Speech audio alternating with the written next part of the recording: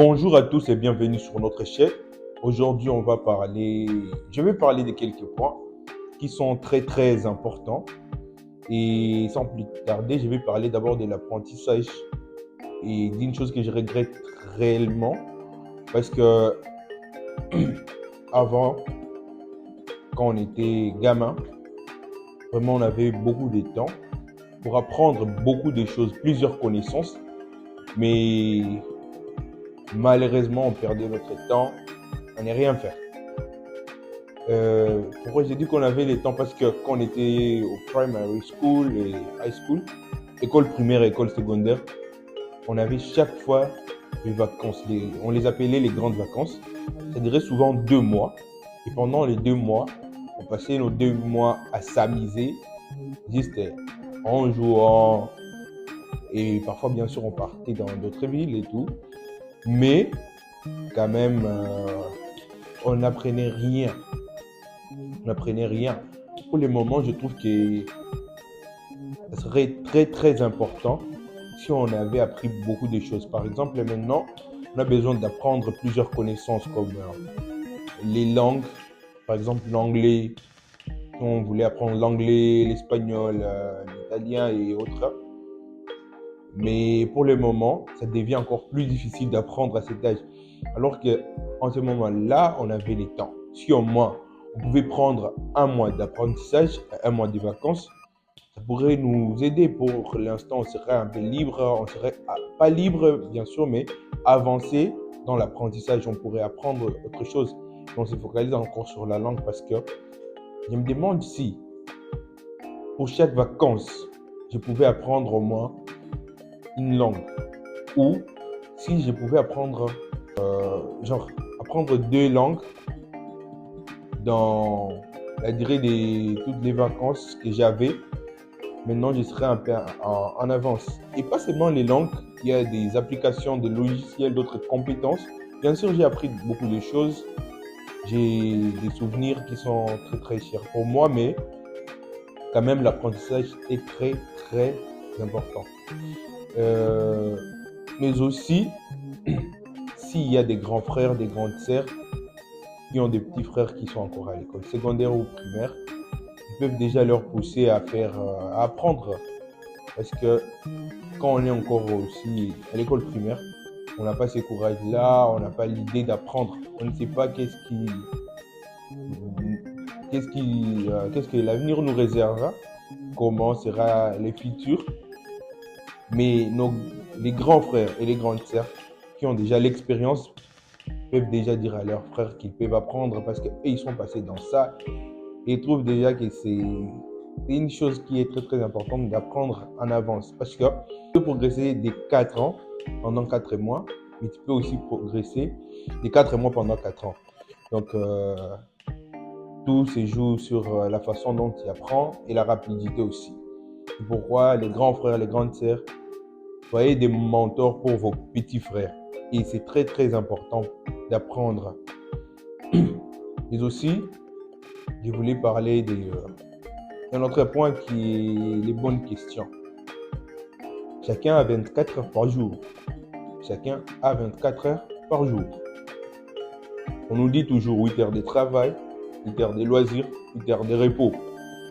Mais parfois, il faut se poser la question de savoir qu'est-ce que j'ai accompli dans ma journée.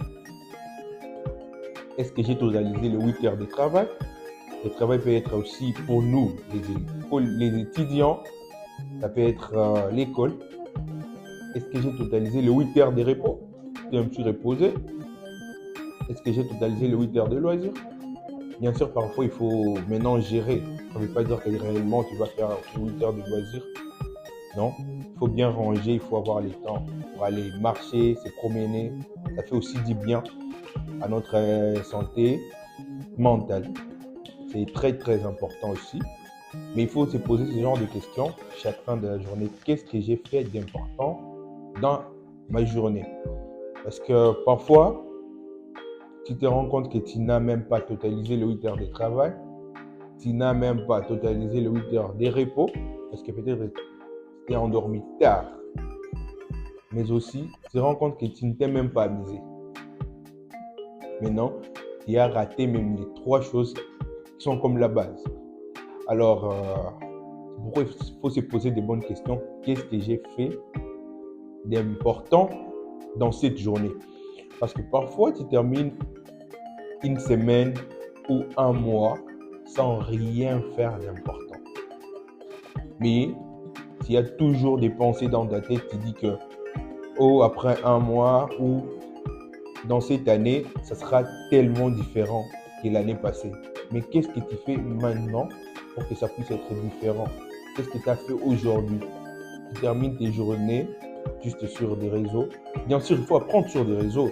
Il y a des trucs sur des réseaux, tu peux apprendre, tu peux trouver des cours, mais aussi, il faut bien gérer les réseaux.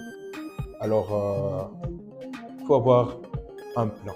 Parce que parfois, on dit qu'on s'ennuie. Nos journées sont ennuyantes. Mais est-ce que tu t'es déjà posé la question pourquoi tes journées sont ennuyantes?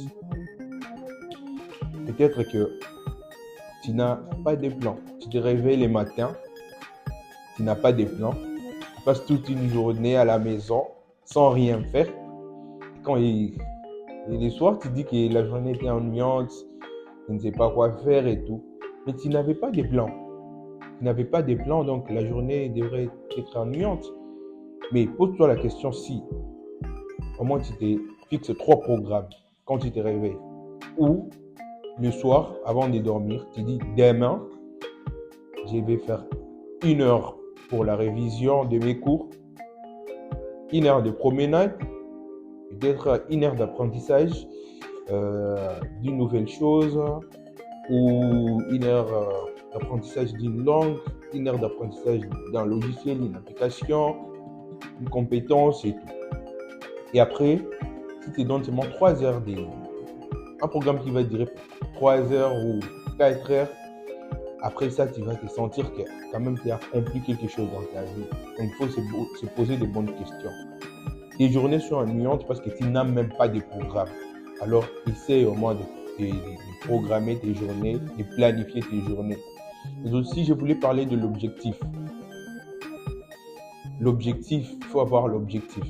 Si tu n'as pas d'objectif, tu ne peux pas avancer. Parce que nous, les jeunes, souvent, on a ces problèmes-là. On part dans des choses, par exemple à l'école, on part seulement à l'école pour aller, ou dans un projet, parce qu'on suit la masse. Et ce n'est pas une bonne chose. Parce que, imagine, tu as un objectif de réussir. On prend l'exemple de l'école. Tu as l'objectif de réussir, de passer la classe. Mais qu'un autre a fixé des limites pour ses objectifs. C'est pourquoi il faut aussi avoir des limites pour les objectifs. Toi, tu dis seulement, je vais passer la classe. L'autre s'est dit que je dois être le premier ou je dois totaliser 70%. Vous n'êtes pas pareil. Pourquoi? Parce que l'effet de te dire seulement que je vais passer la classe ne suffit pas. Pourquoi? Parce que si vous avez des examens et que pour le premier examen, il y a 10 sur 20 et les deuxièmes, directement dans ta tête, tu vas te dire que pour les deuxièmes, si j'ai encore 10, j'aurai déjà 20 et je sais que c'est fini, j'ai passé. J'ai réussi mon cours. Mais pour l'autre, qui a dit qu'il doit totaliser 70%, si pour les premiers examens, il a 12 sur 20, pour les deuxièmes, il va se dire que si je ne totalise pas 15 ou 18, je ne vais pas atteindre mon objectif. Et donc, il va encore bosser plus fort, il va encore donner le meilleur de soi-même et quand même, il peut atteindre son objectif. Mais toi, il fait juste dire que je vais passer. Il faut avoir des limites. Prenons un autre exemple. Par exemple, tu dis que je vais changer l'ampoule dans ma chambre dans ce mois-ci. Et chaque fois quand tu vas passer dans la chambre, tu dis, les mois, j'ai encore 30 jours, j'ai encore 29, j'ai encore 25 jours. Mais s'il lui a dit que je vais le faire aujourd'hui, maintenant, et normalement, il ne va pas dépasser les temps. C'est pourquoi il faut avoir aussi la limite des objectifs. Et il faut savoir aussi que ta vie n'est pas ennuyante, ta vie n'est pas moche. Il y a un ami hier qui m'a parlé d'un truc qui est très très important, je vais partager avec tout le monde. Il m'a dit que nos vies, on ne déteste pas nos vies. Parce que parfois, on a l'impression que nos vies sont ennuyantes, nos vies sont moches, en voulant se comparer des trucs qu'on voit sur les réseaux, en voulant se comparer avec les autres, ce qui n'est pas une bonne chose et ce qui n'est pas vrai. Quand on dit que nos vies sont moches ou nos vies sont bad, nous avons des mauvaises vies. Bon, parfois on se dit ça quand on n'atteint pas les objectifs ou quand on n'a pas ou quand on a envie ce que les autres ont. On se dit que nos vies ne sont pas bonnes.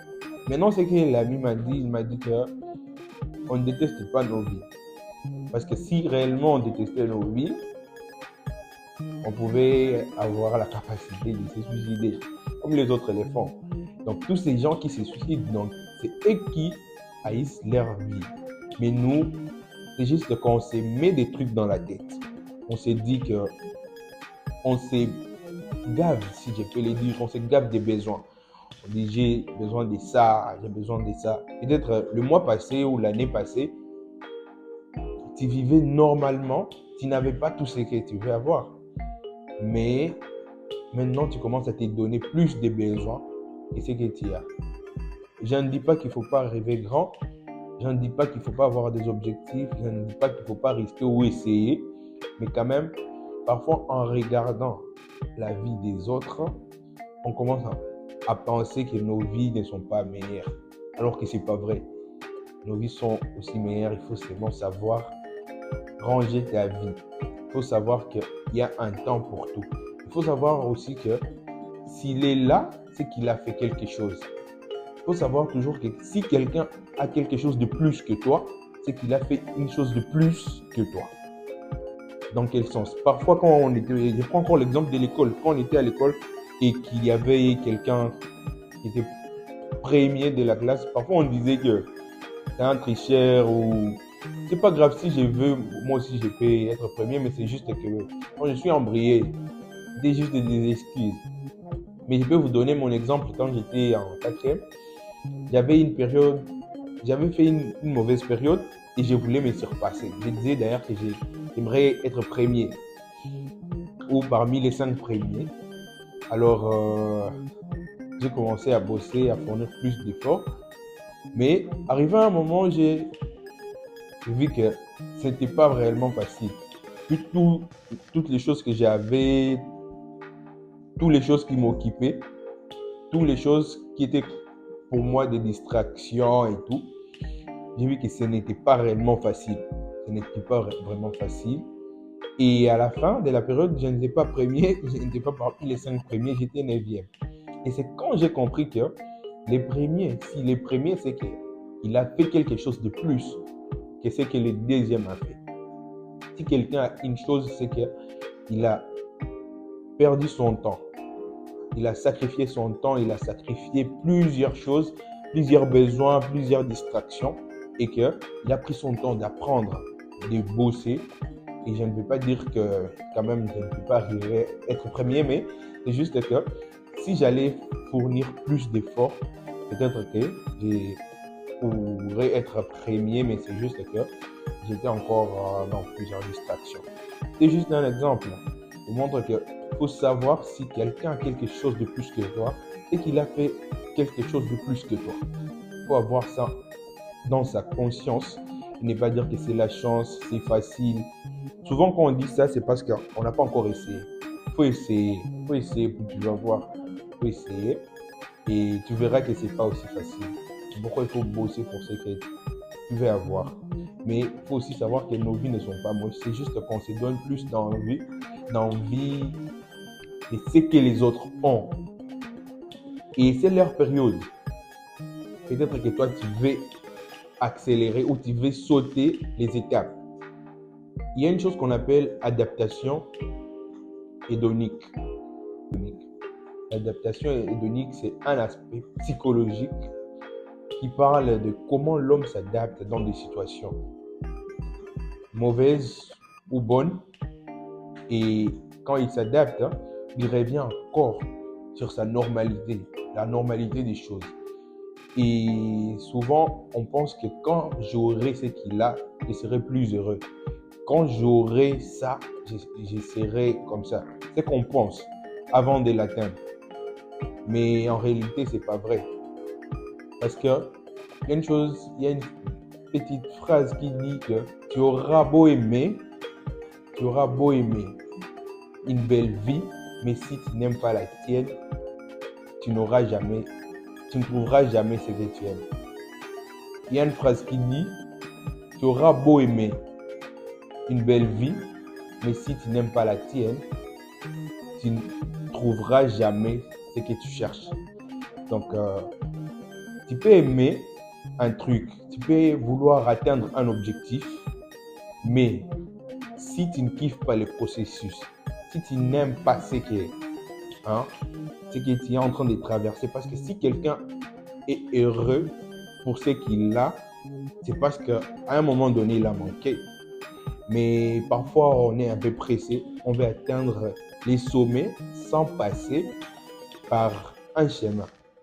On voit seulement que quelqu'un a ça, mais on ne se pose pas la question, il est passé dans quoi? Est-ce qu'il a pris le temps d'apprendre? Et c'est pourquoi j'ai parlé de l'adaptation hédonique. Donc, parfois on pense, l'homme est toujours comme ça. Je vais donner l'exemple de l'adaptation hédonique. Par exemple, tu achètes une voiture, et tu trouves que la voiture est belle, tu aimes cette voiture, tu trouves que c'est le top des tops. Mais après quelques temps, tu commences à trouver que cette voiture est une voiture comme les autres et tu vas acheter une autre. C'est ça l'adaptation hédonique. Donc l'homme s'adapte facilement. Tu peux gagner 1 million aujourd'hui. Bon, pour ne pas trop parler de l'argent, mais c'est ça en fait. Tu gagnes 1 million et après un moment donné, tu commences à comprendre que normalement, j'aimerais gagner plus. C'est 1 million, bon, tu vas être heureux pendant une semaine, un mois. Après un moment donné, tu trouves que c'est normal pour toi. Bon, c'est ta vie, tu vois un peu.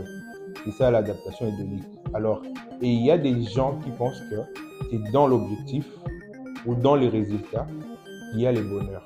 Alors que si tu n'es pas d'abord heureux, si tu n'aimes pas ta vie, même quand tu auras plus que ça, tu ne seras jamais heureux. Donc, il faut aimer d'abord ta vie. Peu importe la situation dans laquelle tu te trouves, aime d'abord ta vie. Après, en avançant, quand tu atteindras ton objectif, bien sûr, les matériels contribuent au bonheur, mais le bonheur n'est pas seulement les matériels, mais le bonheur fait partie aussi de notre mental. Si tu aimes d'abord ta vie, tu aimes ce que tu es, tu ne t'ennuies pas dans ta vie parce que tu apprends, tu te donnes des programmes, tu planifies tes journées, tu verras que ça sera facile pour toi quand tu auras ce que tu veux avoir et ça sera simple pour toi. Pourquoi il faut avoir son objectif de vie? Comme les Japonais, il y a un concept, les Japonais, ils appellent Ikigai. L'ikigai, c'est ta raison de vivre. Ils appellent ça raison de vivre. Et je vais en parler dans la vidéo prochaine. Mais quand même, n'oubliez pas qu'il faut d'abord aimer ta vie. Après, tu pourras atteindre tes objectifs et aimer ce que tu as eu. Parce que si tu n'aimes pas réellement ta vie pour l'instant, même quand tu auras ce que tu as envie, tu ne seras jamais heureux avec ce que tu as envie. Donc, aime d'abord ta vie, aime le processus, apprends, forme-toi. Si c'est pour toi, si en ce moment pour toi c'est le moment d'apprendre, apprends. Ne force pas les choses. Je ne dis pas qu'il faut se limiter, je ne dis pas qu'il ne faut pas avoir des objectifs. Bien sûr, il faut avoir des objectifs. Mais si tu es jeune comme moi, c'est le temps d'apprendre. Apprenons les temps d'apprendre. Et on est en train de continuer d'avancer. Arrivé à un moment donné, quand tout va marcher, que les opportunités n'arrivent pas et qu'on n'a pas de skills. Like, que les opportunités n'arrivent pas et qu'on n'a pas de compétences. Donc, apprenons, kiffons le processus. C'est un peu ça les règles de l'apprentissage, c'est un peu ça les règles de la vie.